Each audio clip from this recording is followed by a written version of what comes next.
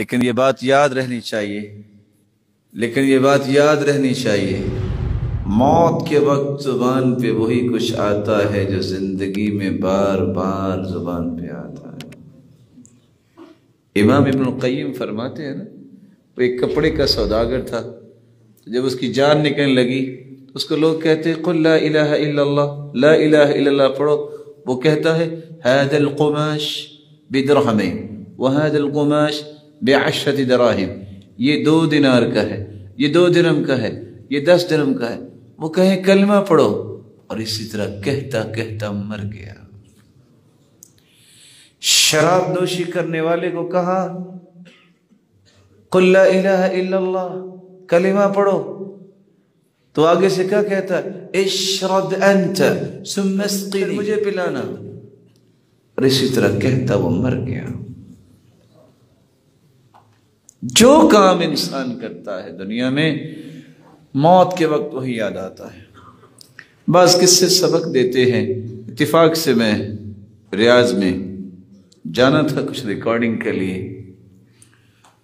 تو میں ٹیکسی پہ جب بیٹھا تو میں نے دیکھا کہ وہ ڈرائیور اللہم صلی علی محمد وعلی آل محمد درود پڑھ رہا ہے۔ یہ خیر بڑی خوشی ہوئی، ڈرائیور اور یہ کام۔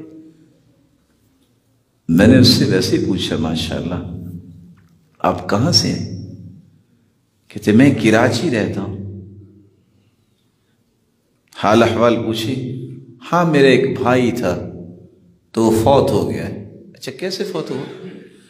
کہتے بھائی لوڈنگ کا کام کرتا تھا تو اچانک اس پہ بوری گری اور وہ فوت ہو گیا۔ آپ جانتے جب ٹرک سے لوڈنگ جب کرنی ہوتی ہے تو ایک چین سی بن جاتی ہے، 1 2 3 4 لوگ کھڑے ہو جاتے ہیں تو وہ آواز دیتے ہیں 1 2 3۔ کہتے اس تیزی میں وہ بوریاں اٹھا رہے تھے، اچانک بوری اس کے اوپر گری تو میں پاس تھا، دوڑ کے دیکھا تو اس کا وقت پورا ہو گیا۔ میں نے اس کے ہونٹ حرکت کرتے دیکھے، میں نے کہا شاید کوئی بات کرنا چاہتا ہے۔ جب میں قریب ہوا تو وہ یہ کہہ رہا تھا 1 2 1 2، اور یہ کرتا وہ مر گیا۔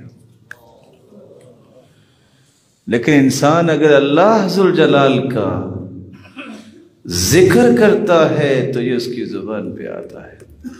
امام ابو حاتم الرازی رحمہ اللہ جو کہا کرتے تھے حفظت 10,000 حدیث فی القراءات، حدیث سے مجھے قراءات میں یاد ہے۔ 20 سال کی عمر میں یہ نوجوان نکلا اور 8 سال تک سفر کرتا رہا حدیث پڑھنے کے لیے۔ کسی نے پوچھا کہ آپ نے حدیث کا علم اتنا حاصل کیا ہے؟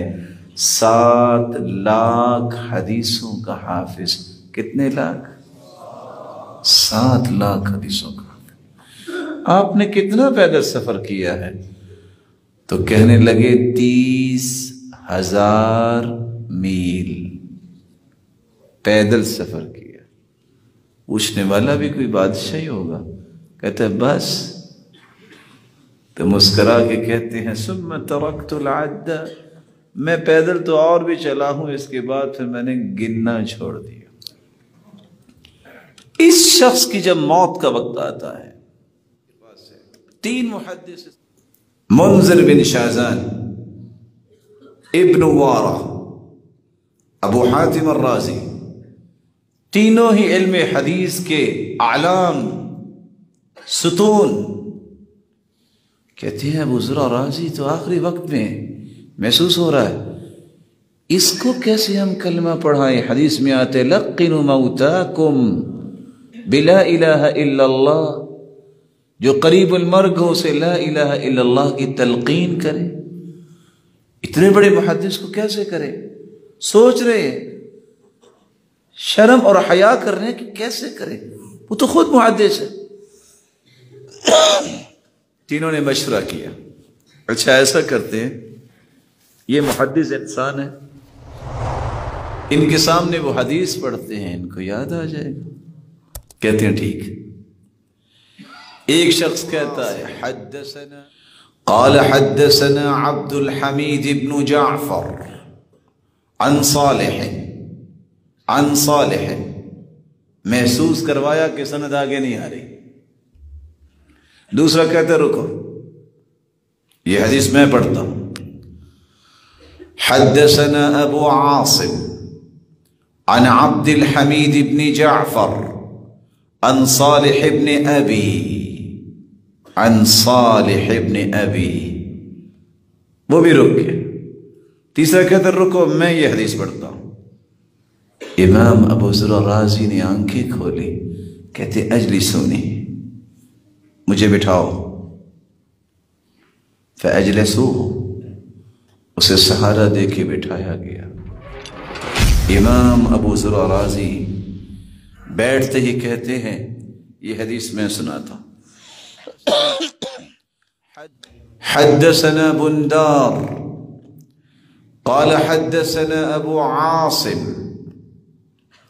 قال حدثنا عبد الحمید بن جعفر عن صالح بن ابی عریم عن كثير بن مرة الحضرمي عن معاذ بن جبل رضي الله عنه قال قال النبي صلى الله عليه وسلم من كان آخر كلامه لا إله إلا الله دخل الجنہ کے لفظ نہیں بولے، مسکرائے اور اللہ کے پاس چلے گئے.